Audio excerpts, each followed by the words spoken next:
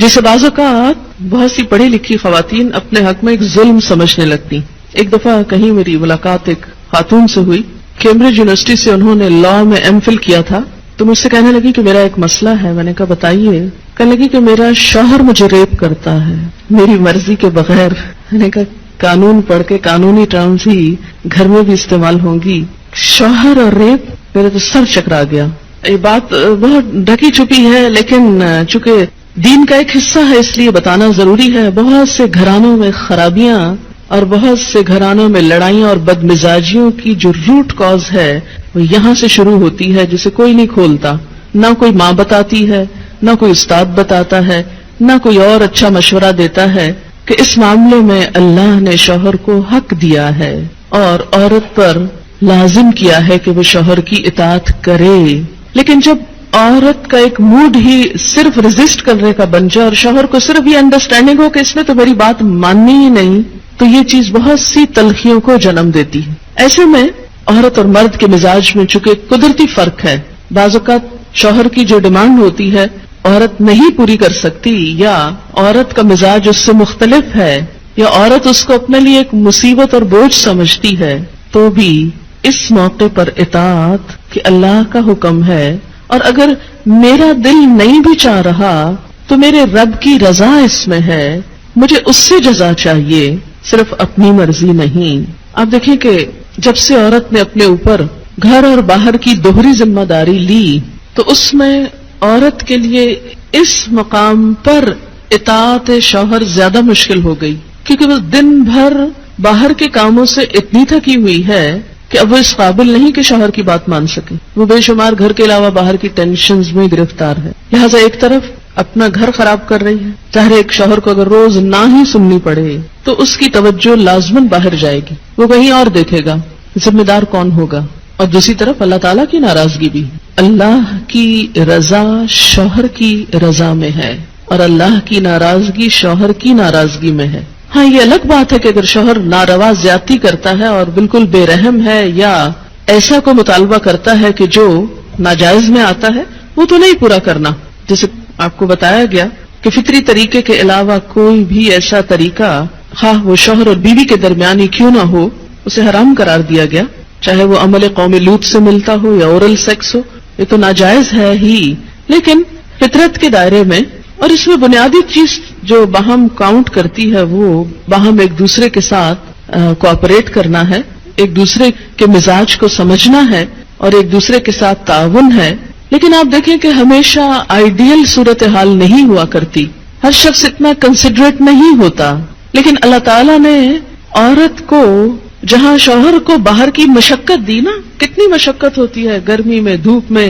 مثلاً ہر شخص کا ایئر کنڈیشنڈ آفس تو نہیں ہے کہ وہ وہاں بیٹھ کے کام کر رہے ہیں. بہت سے مرد سڑکوں پہ سڑکیں بنا رہے ہیں دھوپ میں کھڑے ہو کر، کچھ کھیتوں میں کام کر رہے ہیں، کٹائیاں کر رہے ہیں فصلوں کی، کوئی اور مکان بنا رہے ہیں، دھوپ میں کام کر رہے ہیں.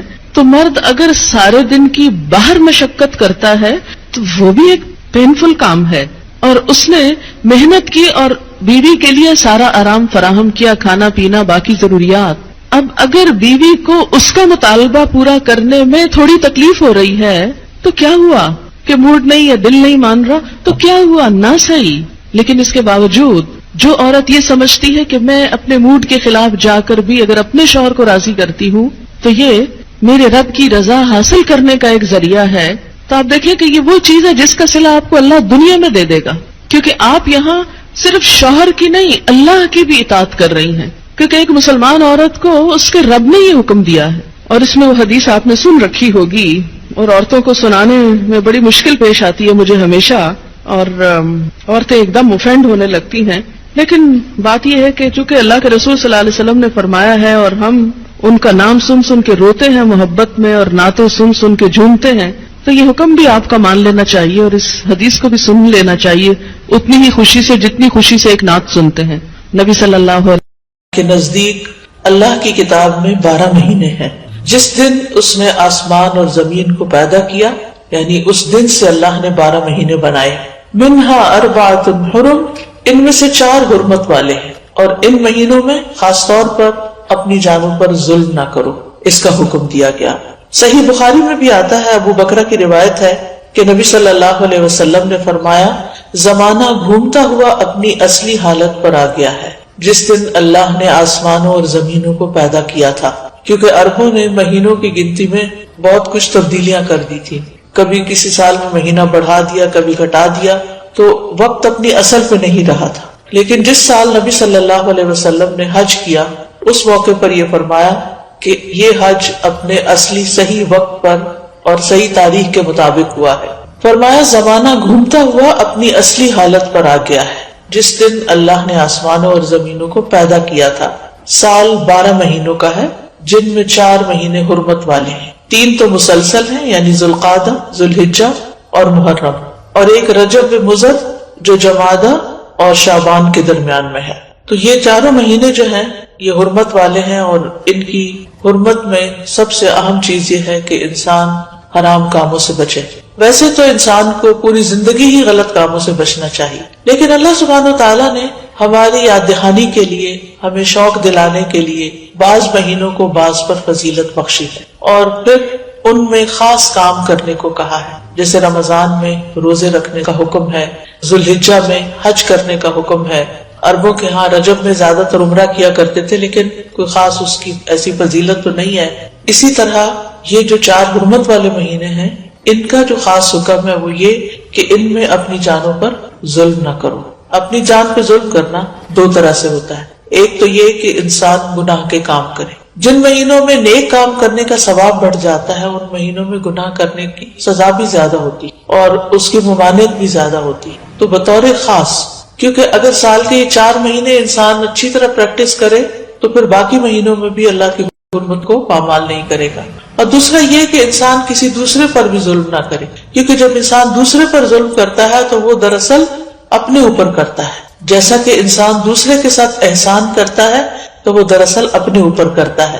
قرآن مجید میں آتا ہے ان احسنتم احسنتم لانفسکم، اگر تم نے نیکی کی، احسان کیا تو اپنی جان پر کیا، یعنی بظاہر ایسا لگتا ہے کہ جیسے انسان دوسرے کو فیور دے رہا ہے، لیکن حقیقت میں وہ اس کے اپنے لیے ہی بہتر ہوتا ہے۔ محرم کو اللہ کا مہینہ قرار دیا گیا ہے، یہ اس مہینے کے فضائل میں سے ہے۔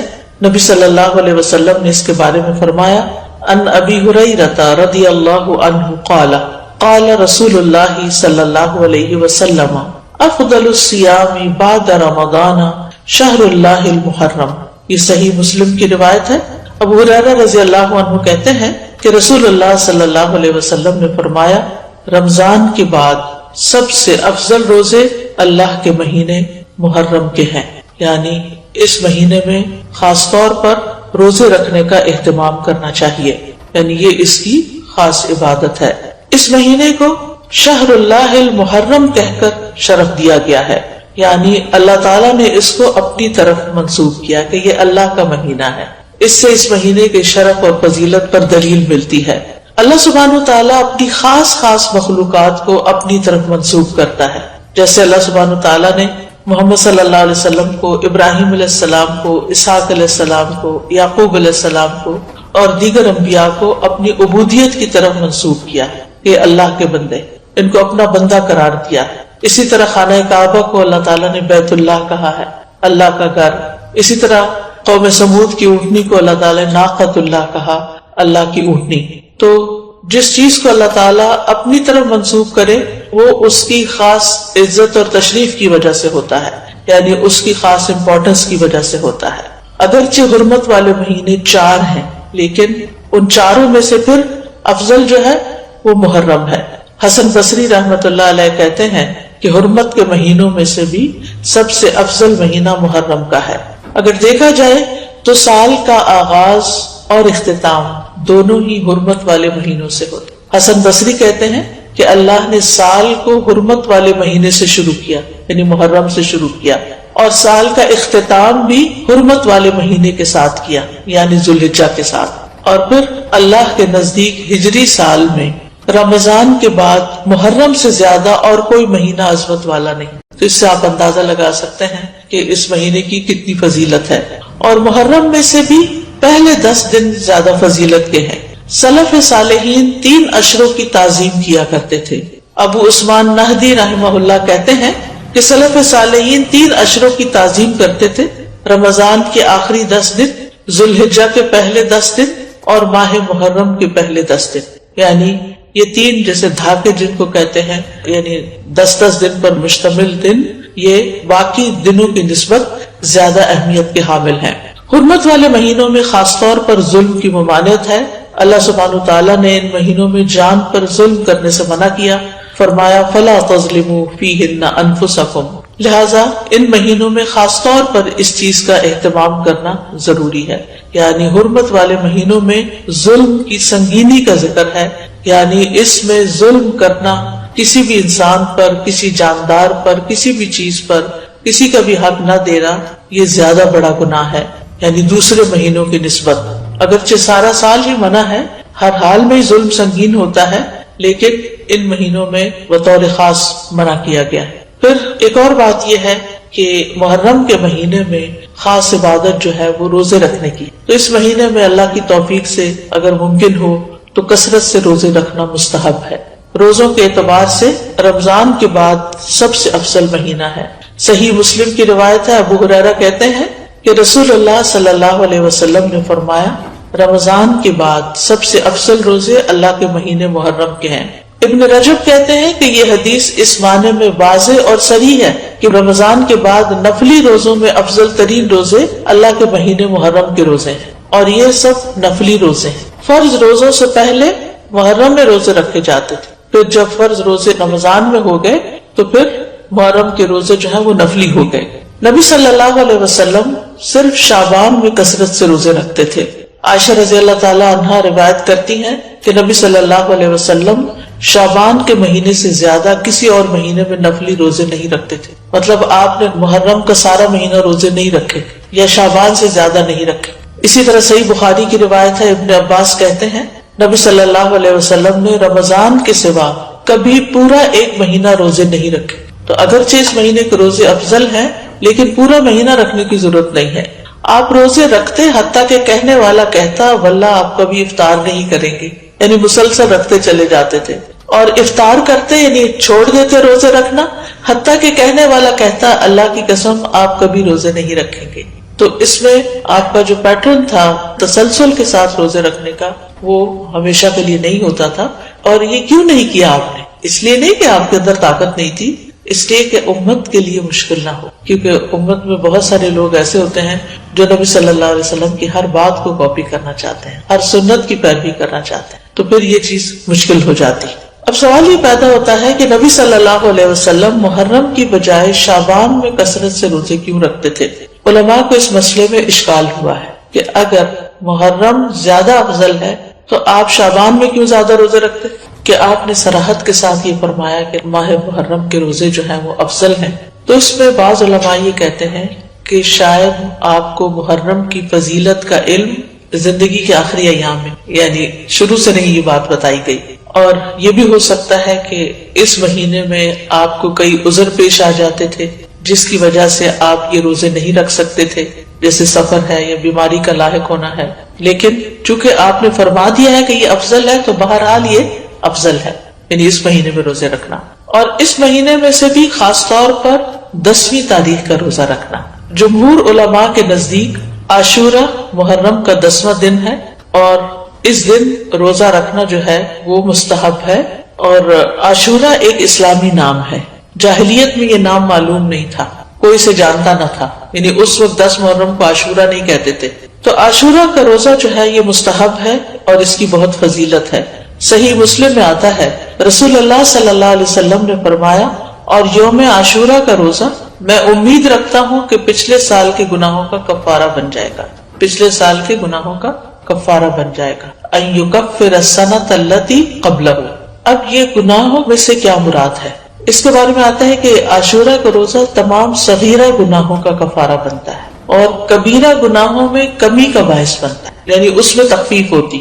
کبیرہ گناہوں کا کفارہ نہیں بنتا. مثلا اگر کسی نے کسی کو قتل کر دیا، اللہ نہ کرے، یا اسی طرح کوئی شراب پیتا ہے یا کوئی زنا کرتا ہے یا کوئی اور اس طرح کے بڑے بڑے گناہوں کے کام کرتا ہے اور وہ کہے کہ میں عاشورہ کا روزہ رکھ لوں گا اور میرا سب کچھ معاف ہو جائے گا، تو ایسا نہیں ہے.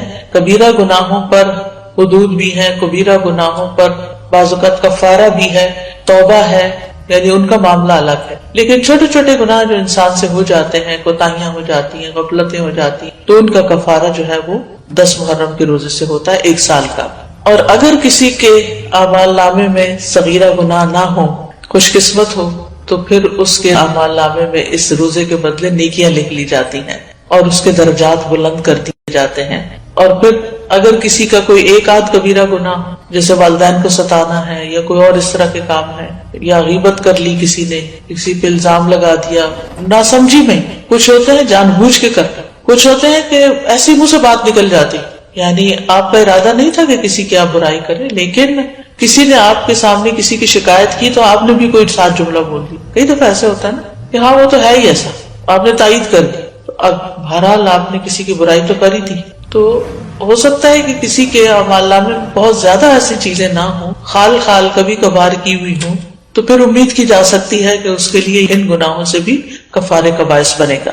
پھر اہل و عیال اور اپنے ماتحت لوگوں کو بھی اس دن روزہ رکھوانا چاہیے. یعنی صرف آپ خود ہی نہ رکھ لیں، اپنے بچوں کو بھی کہیں، گھر میں بھی بتائیں، رشتہ داروں کو بتائیں، اوروں کو بھی قائل کریں. یعنی انسان کو چاہیے کہ اپنے اہل و عیال اور جن لوگوں کی ذمہ داری اس پہ عائد ہوتی ہے ان کے بارے میں اس روزے کے حوالے سے خاص خیال رکھیں. سحری کے لیے ان کو جگائیں، ان کو سحری بنا کے دیں، ان کو روزہ رکھنے پر مدد کریں، تو ان کا بھی ثواب آپ کو مل جائے گا.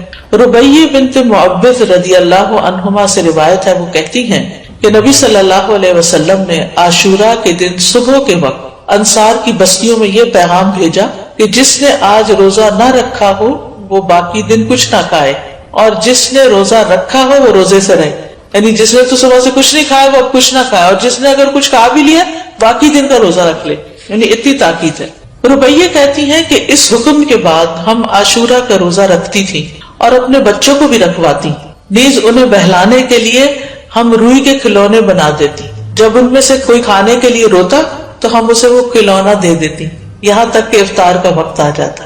یعنی بہلا پسلا کے بچوں کو بھی روزہ رکھوا دیتے. تو اس سے اندازہ کریں کہ اس روزے کی کتنی اہمیت ہے. پھر اسی طرح اہل کتاب بھی یہ روزہ رکھا کرتے تھے، یعنی جو مدینہ میں یہودی تھے وہ بھی یہ روزہ رکھتے تھے. تو نبی صلی اللہ علیہ وسلم نے ان کی مخالفت کرتے ہوئے 10ویں کے ساتھ 9ویں کے روزے کو بھی مستحب قرار دیا. صحیح مسلم میں ہے، عبداللہ بن عباس کہتے ہیں کہ جب رسول اللہ صلی اللہ علیہ وسلم نے یوم عاشوراء کا روزہ رکھا اور اس دن روزہ رکھنے کا حکم دیا تو صحابہ نے عرض کی، اللہ کے رسول، یہی دن ہے جس کی یہود و نصارہ تعظیم کرتے ہیں، یعنی ان کے نزدیک بھی یہ دن بڑا امپورٹنٹ ہے. اس پر رسول اللہ صلی اللہ علیہ وسلم نے فرمایا، جب آئندہ سال ہوگا تو اگر اللہ نے چاہا ہم 9ویں دن کا بھی روزہ رکھیں گے. اس کے بعد آئندہ سال نہیں آیا کہ رسول اللہ صلی اللہ علیہ وسلم وفات پا گئے. دوسری روایت میں یہ الفاظ ہیں، عبداللہ بن عباس کہتے ہیں کہ رسول اللہ صلی اللہ علیہ وسلم نے فرمایا، اگر میں آئندہ سال تک زندہ رہا تو لازماً 9ویں کا روزہ رکھوں گا. ابو بکر کی روایت میں ہے، ابن عباس نے کہا آپ کی مراد عاشوراء کے دن سے تھی، یعنی 10ویں کی بجائے 9ویں کا رکھوں گا، یہ بھی مراد لی گئی. لیکن بہتر یہی ہے کہ وہ 10ویں، کیونکہ اس پر آپ کا قول ہے کہ وہ پورے سال کے گناہوں کا کفارہ ہے، اور اس کے ساتھ 9ویں کا روزہ رکھ لیا جائے تاکہ 2 دن ہو جائے. اور جو 9 محرم کا روزہ نہ رکھ سکے تو وہ 10ویں کے ساتھ 11ویں کا روزہ رکھ لے. اور اس دفعہ تو جمعرات کا روزہ آ رہا ہے 8 کو شاید، پھر اس کے بعد 9ویں کا آ جائے گا، پھر 10ویں کا آ جائے گا، پھر 11ویں کا آ جائے گا، پھر اس کے بعد شاید منڈے آ جائے، پھر اس کے بعد ایام بیز آ جائے. تو جمعرات سے جمعرات تک پورا عشرہ ہی افضل بن جاتا ہے. اور اسی طرح چاند کی تاریخ میں غلطی کا اندیشہ ہو تو 3 دن روزہ رکھ لیں، 9، 10، 11 کو رکھ لیں. تو اس بات میں کوئی رکاوٹ نہیں کہ 10ویں تاریخ کے بارے میں احتیاط برتی جائے. بعض اوقات اختلاف مطالعے کی وجہ سے لوگ کنفیوژن کا شکار ہوتے ہیں، آپس میں جھگڑتے ہیں، آج 9ویں ہے یا آج 10ویں ہے، آج کیا ہے کیا نہیں. تو ایسی صورت میں اگر انسان ایک دن پہلے کا روزہ بھی رکھ لے تو کوئی حرج نہیں. بعض علماء کے نزدیک عاشوراء کے روزے کے 3 مراتب ہیں. پہلا، 3 دن روزے رکھنا.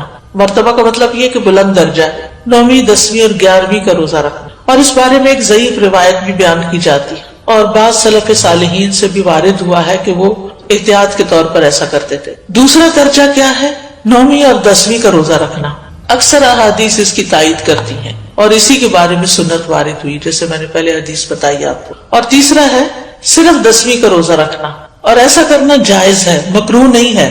یعنی جن کو اللہ تعالیٰ توفیق دے تو وہ اعلیٰ درجے کا کام کرے، 3 دن روزہ رکھے، 9ویں، 10ویں، 11ویں. جو 3 نہیں رکھ سکتے وہ کم از کم 2 دن کا رکھیں، 9ویں 10ویں کا رکھیں یا 10ویں 11ویں کا رکھیں، اور جن کے لیے بہت ہی مشکل ہے وہ کم از کم 10ویں تاریخ کا روزہ ضرور رکھ لیں۔ یہ بات واضح کرنا اس لیے ضروری ہے کہ اگر کوئی 9 اور 10 کا نہیں رکھ سکتا، صرف 10 کا رکھ رہا ہے، تو اس پر نکیر نہ کی جائے، اس کو برا بلا نہ کہا جائے یا یہ نہ کہا جائے کہ تم نے غلط کیا۔ یہ غلط نہیں ہے، یہ درجے اور مرتبے ہیں۔ اسی طرح 10 محرم اگر جمعہ یا ہفتہ کو آ رہی ہو تو اس ایک دن کا روزہ رکھنا بھی جائز ہے۔ خالی جمعے کو اکیلا کر کے روزہ رکھنا عام طور پر پسندیدہ نہیں، لیکن اگر محرم کا روزہ اس تاریخ کو آ رہا ہے، عاشورہ کا روزہ، تو پھر جمعے کے دن بھی رکھا جا سکتا ہے۔ پھر اسی طرح اگر فرض روزوں کی قضا باقی ہو، عموماً یہ کہا جاتا ہے نا کہ اگر آپ کے اوپر فرض روزے ہیں تو پہلے وہ پورے کریں پھر نفل پہ آئیں، لیکن اس روزے کی فضیلت کی وجہ سے آپ اس دن کا روزہ رکھ لیں، پھر اس کے بعد باقی قضا پوری کر لیں۔ یعنی فرض کی قضا سے پہلے خاص دن کا نفلی روزہ رکھنا جائز ہے، یہ ہے مسئلہ۔ یعنی اگر کسی نے ابھی فرض پورے نہیں کیے تو نفلی سے محروم نہ رہے۔ یہ روزہ اس لیے رکھنا چاہیے کہ یہ خاص دن کا روزہ ہے، جبکہ رمضان کے روزوں کی قضا کی جو مدت ہے اس میں بہت وسعت ہے، اس کی بریکٹ بڑی ہے۔ بعض علماء کے نزدیک عاشورہ کے روزے کو فرض کی نیت سے رکھا جا سکتا ہے، یعنی قضا بھی رکھی جا سکتی ہے، یعنی 9ویں 10ویں کا اگر وہ قضا کے اس میں رکھ سکتا ہے، لیکن یہ بعض کی رائے ہے، وہ کہتے ہیں کہ قضا صحیح ہوگی اور ساتھ ہی 10ویں تاریخ کو روزہ رکھنے کا ثواب بھی ہو جائے گا۔ یہ شیخ ابن عثیمین کا فتویٰ ہے، ان کے خیال میں ایسا کیا جا سکتا ہے، لیکن افضل یہی ہے کہ عاشورہ کا روزہ نفل نیت سے ہی رکھا جائے، فرض کو اس میں مکس نہ کیا جائے، اور 10ویں کے علاوہ جو باقی دن ہیں ان میں اپنے قضا روزے ادا کر لے انسان۔ لیکن 9 اور 11 کا روزہ قضا کی نیت سے رکھنا جائز ہے، سمجھ گئے؟ یعنی 10ویں کا روزہ قضا کی نیت سے نہ رکھے، لیکن 9ویں اور 11ویں کا رکھ لے، کیونکہ 9ویں اور 11ویں کے روزے کی کوئی خاص فضیلت نہیں بتائی گئی۔ پھر اسی طرح حالت سفر میں اگرچہ روزہ رکھنا منع ہے، لیکن اگر مشقت نہ ہو تو عاشورہ کا روزہ سفر میں بھی رکھا جا سکتا ہے، یعنی اگر آپ ٹریول کر رہے ہیں تو بھی آپ روزہ رکھ سکتے ہیں۔ لیکن حائضہ اور نفاس والی عورت کے لیے عاشورہ کا روزہ رکھنا منع ہے، جیسے رمضان کے روزے رکھنا منع ہے۔ رمضان کے روزوں کی قضا ہے لیکن عاشورہ کے روزے کی قضا نہیں ہے، یعنی اگر کسی خاتون سے عاشورہ کا روزہ چھوٹ گیا ہے شرعی عذر کی وجہ سے، پیریڈز کی وجہ سے یا نفاس کی وجہ سے، تو ایسی صورت میں اس کو محرم کے کسی اور دن عاشورہ کا روزہ رکھنے کی ضرورت نہیں ہے، محرم کے روزے ویسے ہی افضل ہیں تو وہ روزہ رکھ لے۔ ابو موسیٰ سے روایت ہے، وہ کہتے ہیں رسول اللہ صلی اللہ علیہ وسلم نے فرمایا، جب آدمی بیمار ہوتا ہے یا سفر کرتا ہے تو وہ جس قدر عبادات بحالت اقامت اور دوران صحت میں کرتا تھا اس کے لیے وہ سب لکھ دی جاتی ہیں۔ یعنی اگر ایک خاتون ہے ہر سال روزہ رکھتی ہیں عاشورہ کا، لیکن اس سال وہ شرعی عذر کی وجہ سے نہیں رکھ سکتی، تو بعض اوقات پریشان ہونے لگتے ہیں، وہ کمپلین کرنے لگتے ہیں، کیا بنے گا، کیا ہو گیا، یہ کیوں ہو گیا، وہ کیوں ہو گیا۔ نہیں، یہ تو اللہ کی طرف سے ہے عذر۔ کوئی بھی خاتون خود اپنے ایام تو نہیں شروع کر سکتی، تو ایک فطری طریقہ ہے، اور اس کو اپنے وقت پر ہی جب اللہ کا حکم ہوتا ہے شروع ہونا ہوتا ہے، تو ایسی صورت میں اس کو یہ تسلی رکھنی چاہیے کہ میں نے صحت کی حالت میں جو روزے رکھے ہیں، انشاءاللہ اگر اس دفعہ میں عذر کی وجہ سے نہیں رکھ سکتی تو اللہ تعالیٰ مجھے اس کا بھی اجر دے دے گا۔ اس سے ایک بات یہ پتہ چلتی ہے کہ صحت کی حالت میں انسان کو جتنی نیکیاں ہو سکے کر لینی چاہیے، تاکہ بیماری کے دنوں میں ان کا اجر لکھا جاتا رہے۔ یعنی انسان کو صحت کی حالت میں نیکیوں کا حریص ہونا چاہیے، اپنے معمولات بنانے چاہیے۔ یہ نہیں ہے کبھی کچھ کر لیا کبھی کچھ کر لیا، نہیں۔ جیسے انسان کوشش کر کے تہجد کی عادت ڈالے، صلاۃ الضحیٰ کی عادت ڈالے، دن میں اذکار کرنے کی عادت ڈالے، اپنی تلاوت کی عادت ڈالے، یعنی ہر روز ایک مخصوص حصہ جو ہے ورد یومی جس کو کہتے ہیں، وہ ہر صورت اپنا ادا کرنے کی کوشش کرے، نمازوں کے بعد کی سنتوں کی پابندی کرے۔ تو پھر اگر وہ بیمار ہو جاتا ہے اور بیٹھ کے نماز پڑھ رہا ہے اور اشاروں سے پڑھ رہا ہے تو انشاءاللہ جو وہ اپنی صحت کے دنوں میں جیسے وہ پڑھا کرتا تھا اس کے مطابق اس کو اجر مل جائے۔ تو صحت کو بیماری سے پہلے غنیمت جانے اور اس میں اچھی عادتیں اپنائیں، دینی اعتبار سے بھی سستی نہ کریں کہ انسان اور کاموں میں لگا رہے اور نمازوں کی پرواہ نہ کرے یا عبادات سے غافل رہے تو صرف دنیا کے پیچھے بھاگتا رہے۔ نہیں، عام دنوں میں، صحت کے دنوں میں انسان پابندی کرے تاکہ اس کا اجر محفوظ ہو جائے۔ کیونکہ اگر کوئی زندہ رہتا ہے تو بڑھاپا تو آنا ہی آنا ہے، اور بڑھاپے کی کمزوریاں بھی لاحق ہونی. یہ الگ بات ہے کہ کچھ لوگوں کو اللہ سبحانہ وتعالیٰ ایسی توفیق دیتا ہے کہ وہ بڑھاپے میں بھی اپنی عبادت جاری رکھتے ہیں، بلکہ وہ جوانی سے بھی زیادہ اس میں عبادت کرتے ہیں کہ اب فرصت ہوگی، فراغت ہوگی، اور یہ اللہ ہی کی توفیق سے ہوتا ہے. تو عام دنوں میں جو کی جانے والی عبادت ہے اس کو انسان شوق سے کرے، پابندی کے ساتھ کرے، چھوٹی چھوٹی باتوں پر ان چیزوں کو چھوڑ نہ دے. عاشورہ کا روزہ پہلے فرض تھا، بعد میں اس کی فرضیت منسوخ ہو گئی تھی، مستحب ہو گیا تھا. حضرت عائشہ کہتی ہیں کہ رمضان کے روزے فرض کیے جانے سے پہلے رسول اللہ صلی اللہ علیہ وسلم عاشورہ کے روزے کا حکم دیا کرتے تھے. اس کے بعد جب رمضان کا مہینہ فرض کر دیا گیا تو جو چاہتا عاشورہ کے دن روزہ رکھ لیتا اور جو چاہتا نہ رکھتا. نبی صلی اللہ علیہ وسلم نے اس دن کو روزہ رکھنے کو پسند کیا، اسی لیے اس کو مستحب کہا جاتا ہے، پسندیدہ کہا جاتا ہے. معاویہ بن ابی سفیان کہتے ہیں میں نے رسول اللہ صلی اللہ علیہ وسلم سے اس دن کے بارے میں سنا، آپ فرما رہے تھے یہ عاشورہ کا دن ہے، اللہ نے تم پر اس کا روزہ فرض نہیں کیا، میں روزے سے ہوں، تم میں سے جو اس کا روزہ رکھنا پسند کرے وہ روزہ رکھے اور جو روزہ نہ رکھنا چاہے وہ نہ رکھے. یعنی نفلی روزہ ہے، اس لیے اگر کوئی نہیں رکھنا چاہتا تو میں اس کو پابند نہیں. تو فرض فرض ہے اور نفل نفل ہے. لیکن آپ جانتے ہیں کہ نوافل کے ادا کرنے سے بھی انسان اللہ کی محبت پاتا ہے. پھر ایک اور روایت کے مطابق آپ نے اس دن روزہ رکھنے کے بارے میں لوگوں کو اختیار دیا تھا. صحیح مسلم میں ہے، عبداللہ ابن عمر رضی اللہ عنہ سے روایت ہے کہ اہل جاہلیت عاشورہ کے دن کا روزہ رکھتے تھے اور رسول اللہ صلی اللہ علیہ وسلم اور مسلمانوں نے بھی رمضان کی فرضیت سے پہلے اس کا روزہ رکھا.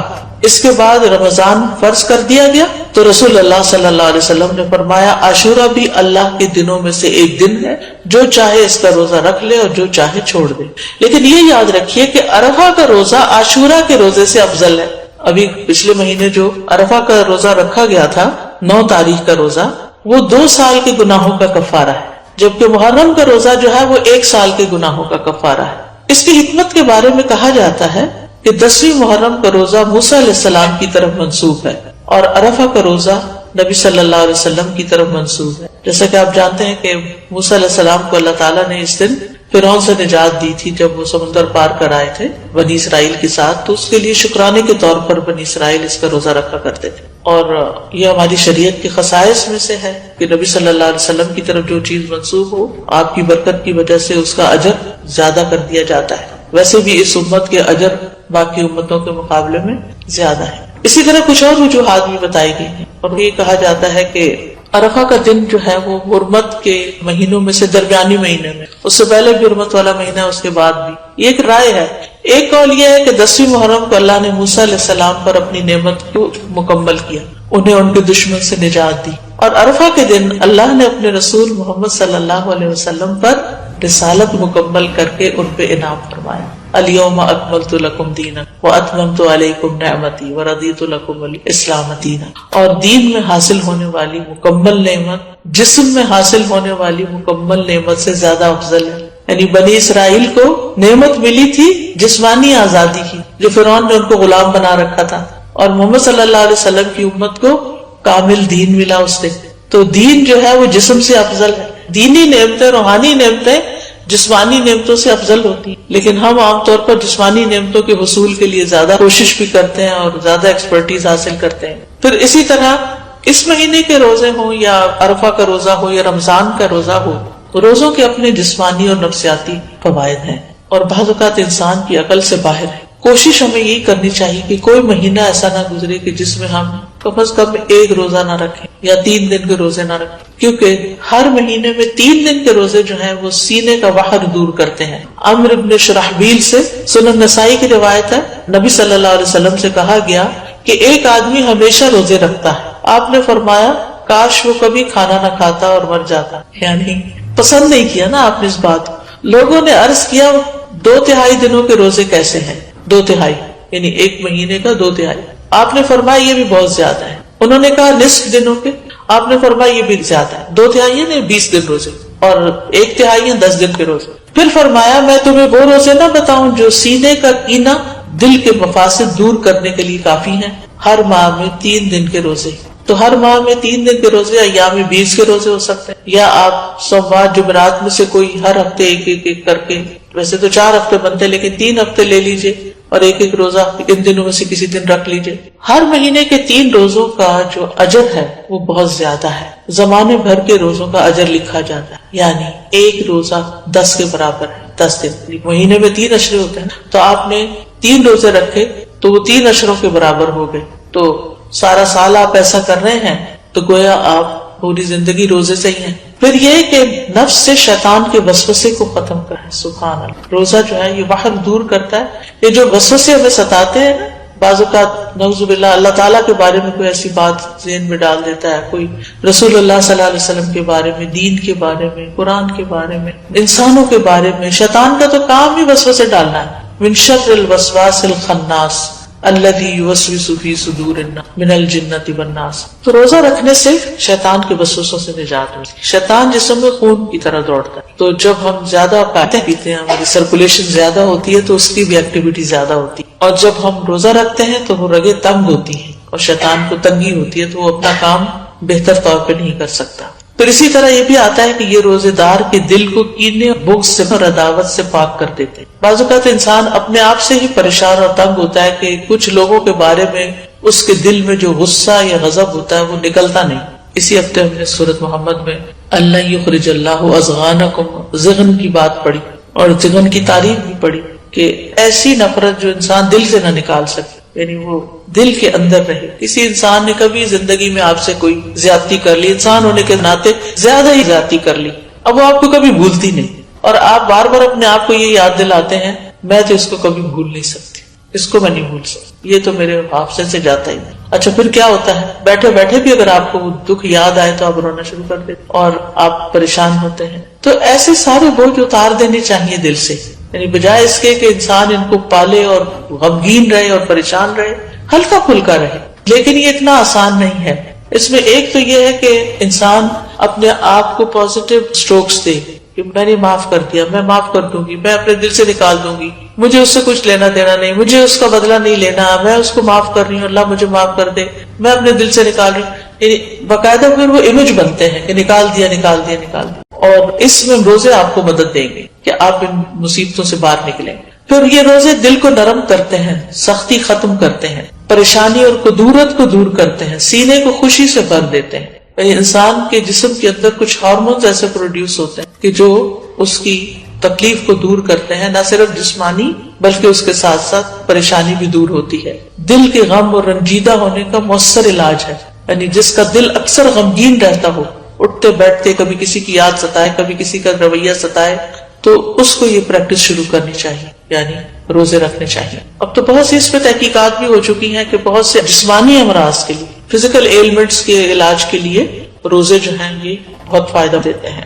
خاص طور پر 3 روزے مہینے کے جو ہیں سینے کا وحر دور کرتے ہیں، وسوسہ، کینہ، عداوت، غصہ، کوڑنا، جلنا، دل کی سختی، کدورت، یہ ساری چیزیں رفع دفع ہو جاتی ہیں ان روزوں کی برکت سے۔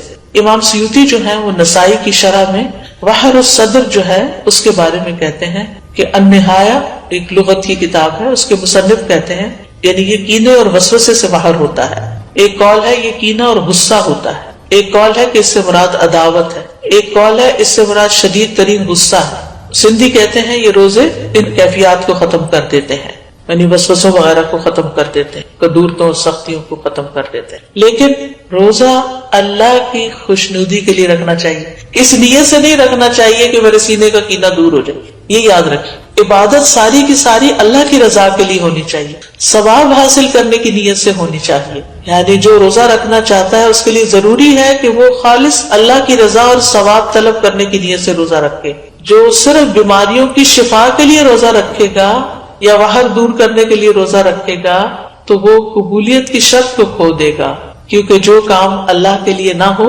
وہ فائدہ نہیں دیتا۔ تو بہرحال 10ویں محرم کے دن کی ہم بات کر رہے تھے اور روزے کی بات کر رہے تھے، تو 10ویں محرم کا دن جو ہے ہر دور کے مسلمانوں کے درمیان ایک تعلق بھی قائم کرتا ہے۔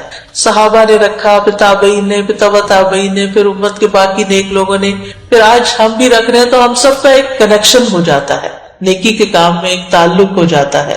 اور ہمارا جو ایک ایمانی بھائی چارہ ہے اس کو وہ عملاً ثابت کرتا ہے. والمؤمنون والمؤمنات بعضهم اولیاء بعض. مومن مرد اور عورتیں ان کے بعض کے دوست ہیں، اور یہ دوستی صرف اپنے زمانے کے لوگوں کے لیے نہیں بلکہ پیچھے سے چلی آ رہی. اور 10ویں محرم کا دن شکر ادا کرنے اور مصیبتوں میں اللہ سے مدد طلب کرنے کا دن ہے. اس دن موسیٰ علیہ السلام سے ان کی قوم نے کہا انا لمدرکون، سورۃ الشعراء کی آیت نمبر 61 ہے. تو موسیٰ علیہ السلام نے جواب دیا کلا ان معی ربی سیہدین، ہرگز نہیں، بے شک میرے ساتھ میرا رب ہے، وہ مجھے ضرور راستہ بتائے گا، وہ میری مدد کرے گا. تو بہرحال جب قوم پار ہو گئی تو پھر موسیٰ علیہ السلام نے شکرانے کے روزے لکھا. جاہلیت میں لوگ اس دن کی تعظیم کرتے تھے اور اس دن کعبے کا غلاف پہناتے تھے، یعنی یہ دن انہوں نے کعبے پر غلاف پہنانے کے لیے خاص کیا ہوا تھا. حضرت عائشہ کہتی ہیں کہ لوگ رمضان کے روزے فرض ہونے سے پہلے عاشورہ کا روزہ رکھتے اور اس روز کعبہ کو غلاف پہنایا جاتا تھا.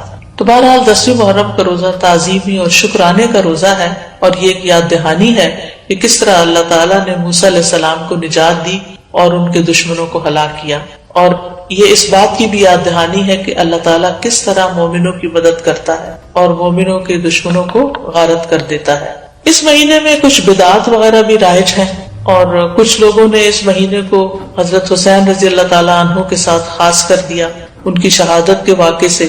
ان کی شہادت تو بعد بھی ہوئی، اور یہ جتنی باتیں میں نے آپ کو بتائی ہیں یہ ان سے پہلے کی ہی ہمارے دین میں موجود ہیں.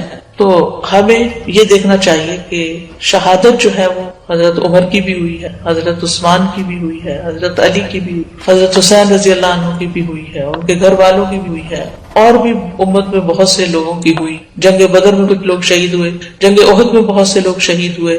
تو شہادت ایک بہت اعلیٰ درجے کا مقام ہے، اور جو اللہ تعالیٰ کے پاس شہید ہو کر پہنچتے ہیں یستبشرون بنعمت من اللہ، وہ اللہ کی نعمتیں جو ان کو وہاں ملتی ہیں ان پر خوش ہوتے ہیں. تو اس لیے ہمیں ان کے لیے دعا کرنی چاہیے، لیکن دین میں ایسے کام نہیں کرنے چاہیے جو نبی صلی اللہ علیہ وسلم نے نہیں کیے، بلکہ ان سے منع بھی کیا. آپ صلی اللہ علیہ وسلم نے فرمایا وہ شخص ہم میں سے نہیں جو اپنے رخسار پیٹے، کپڑے پاڑے اور جاہلیت کی باتوں کی طرح باتیں کرے. مومن مصیبت کے وقت صبر کرتا ہے، اجر کی نیت رکھتا ہے، تقدیر پہ راضی رہتا ہے. تو اس دن کو نہ ہی جشن کا دن بنانا چاہیے اور نہ ہی غم کا دن بنا لینا چاہیے، بلکہ وہ کرنا چاہیے جس کی ہمیں قرآن و سنت سے تعلیم ملتی ہے. بس دعا ہے کہ اللہ تعالی ہمیں روزے رکھنے کی توفیق عطا فرما دے، کیونکہ واقعی یہ ایک بڑا جہاد ہے نفس سے، اور خاص طور پر جب انسان بیمار ہو جاتا ہے تو اس صورت میں اور بھی مشکل ہو جاتا ہے، اور جو عمر بڑھتی جاتی، لیکن اگر عادت پڑ جائے تو پھر انسان کے لیے آسان ہو جاتا ہے. وآخر دعوانا ان الحمد للہ رب العالمین.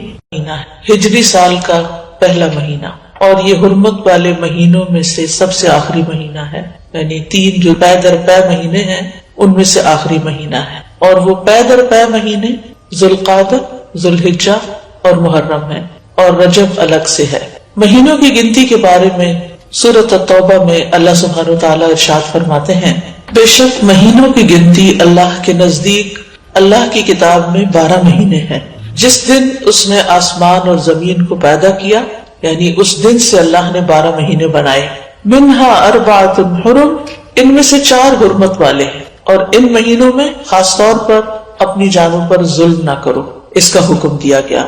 صحیح بخاری میں بھی آتا ہے، ابو بکرہ کی روایت ہے کہ نبی صلی اللہ علیہ وسلم نے فرمایا زمانہ گھومتا ہوا اپنی اصلی حالت پر آ گیا ہے جس دن اللہ نے آسمانوں اور زمینوں کو پیدا کیا تھا، کیونکہ عربوں نے مہینوں کی گنتی میں بہت کچھ تبدیلیاں کر دی تھی.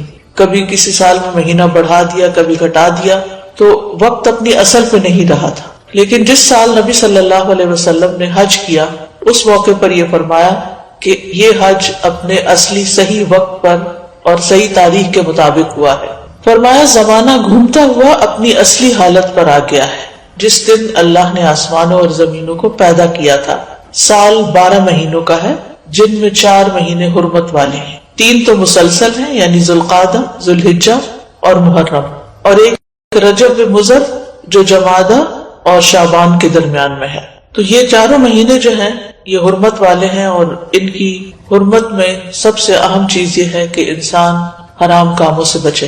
ویسے تو انسان کو پوری زندگی ہی غلط کاموں سے بچنا چاہیے، لیکن اللہ سبحانہ وتعالیٰ نے ہماری یاد دہانی کے لیے، ہمیں شوق دلانے کے لیے بعض مہینوں کو بعض پر فضیلت بخشی ہے، اور پھر ان میں خاص کام کرنے کو کہا ہے، جیسے رمضان میں روزے رکھنے کا حکم ہے، ذوالحجہ میں حج کرنے کا حکم ہے۔